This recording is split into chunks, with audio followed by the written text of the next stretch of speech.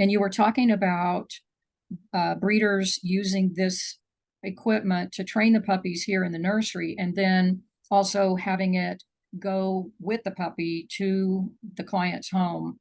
How do you see that transition happening? How do breeders um, get a brilliant pad into the client's home when the puppy goes home? And tell us about the program that's in place for breeders to make that happen. So we know potty training is a challenge for everybody, right? Yeah.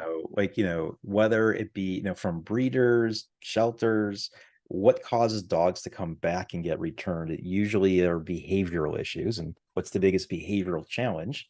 Potty training. So potty training is on everyone's mind.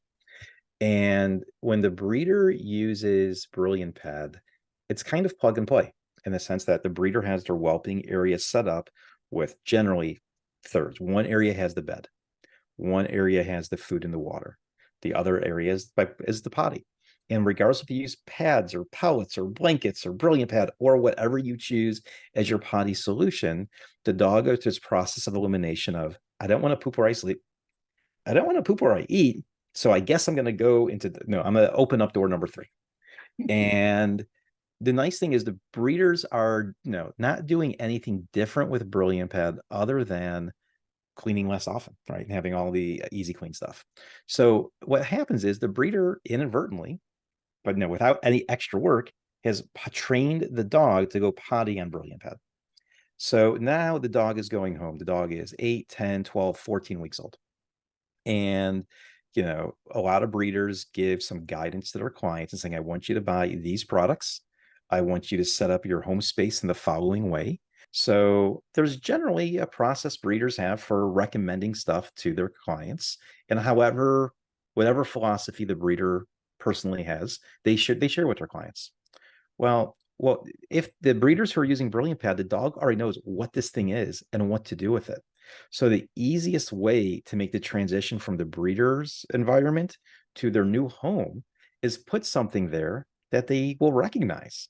So what the breeders are encouraging their clients to do is have Brilliant Pads set up and ready to go before the dog comes home. And then when the dog arrives in their new space, they're going to see something and they know that's the potty place. So if a dog sees something they recognize in their new home, it's a lot less stressful for them. It's at least something that's kind of sort of familiar. They know what to do with it. And because the dog has a trained potty spot, that just made life easier for your client. There a lot of what we hear from breeders is the number one source of phone calls after the dog goes home is, how do I train my dog? Yep. So it's a universal problem. And even though Brilliant Pad was helping the breeder save time and energy related to keeping that whelping pen clean, a byproduct of that is you have a gateway to sending home a potty trained puppy. So we don't want to promise your dog will be 100% potty trained. In some cases, that does happen, and we have loads of testimonials for that. But the key thing is breeders are saying, look, I use Brilliant Pad, and I recommend you use it too. And if you have it set up, your dog is going to see it and recognize it and know what to do. It's going to lower the stress on the dog. And if you continue the training that I have started, this will be the fastest path to having a potty trained puppy.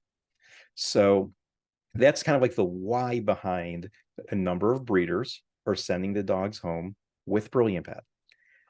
Now, the how we do that has changed a little bit. And again, more rounds of breeder feedback that we set up the breeders with coupon codes and affiliate links, and the breeders put it on their website. They share it on their Facebook or whatever other social media that they use.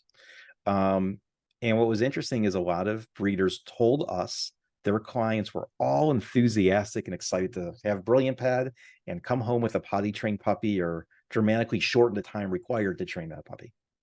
And the breeder called us a couple weeks later, like, I'm really disappointed. All my customers said I was going to get a Brilliant Pad, but life happened. People got busy, and I know they meant well, but they just never got around to it. Or the dog was home and said, oh, shoot, I forgot. Where's my Brilliant Pad? I got to go get it. And, it just would have been easier to have it there waiting. So they said, what can we do to avoid this problem where the client says they're going to get it, but then just they don't get it? So I'm like, well, what would you want? And like Angela said to us is, for example, I want every dog to go home and have a Brilliant Pad waiting for them to use. And what we created at the breeder's request was a preferred ordering page. And the breeder can, once they get their deposit from the dog, or they're confident that this dog has been assigned to this customer, they go onto a website, and it's very simple. They type in the name and the breeder's name. And then for each of their clients, they just simply type in the name and address. And then we, Brilliant Pad, ship the Brilliant Pad to the customer.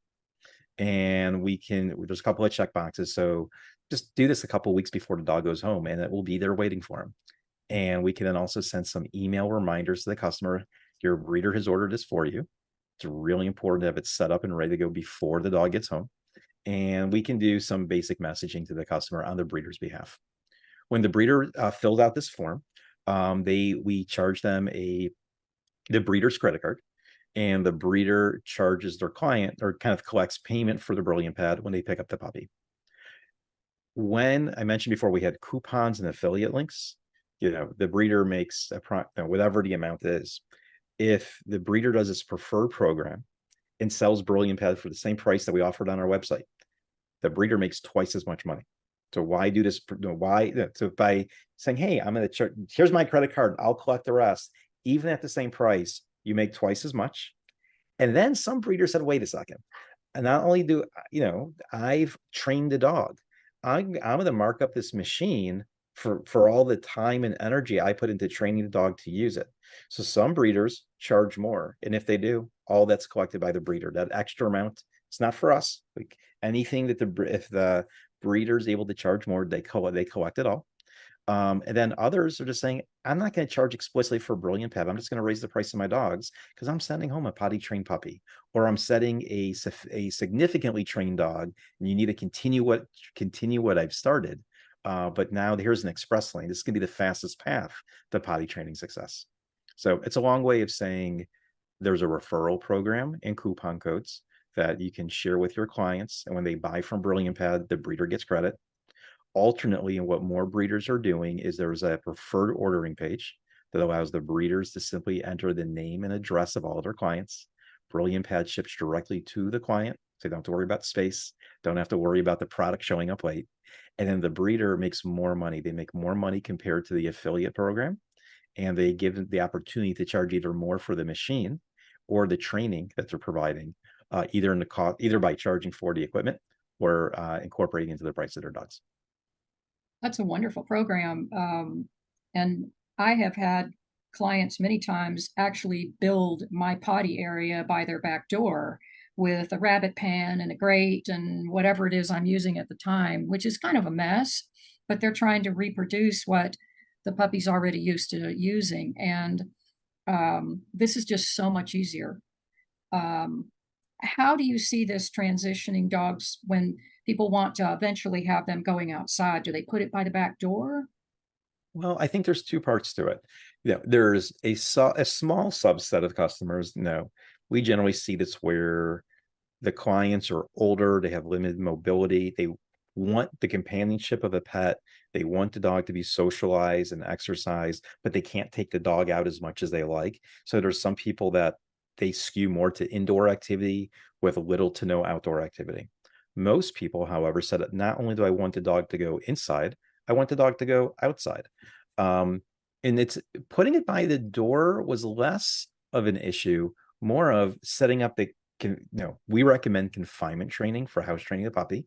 That's what already happened with the breeder. It's a continuation of that at home, with again an area for the bed, an area for food, water, and toys, and an area for the potty, in this case, Brilliant Bed.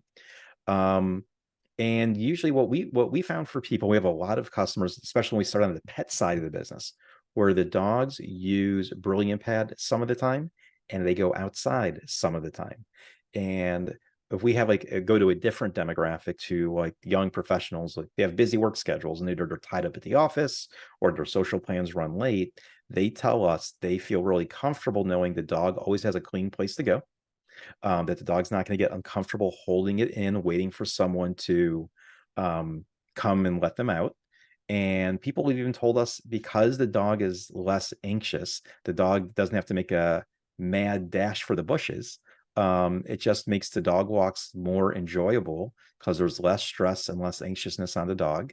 You're not picking up as many of the messy bits, and it makes your outdoor time more fun and more social. Yeah, and they're not using your living room for their potty because they don't know where to go, which I really, really like this idea.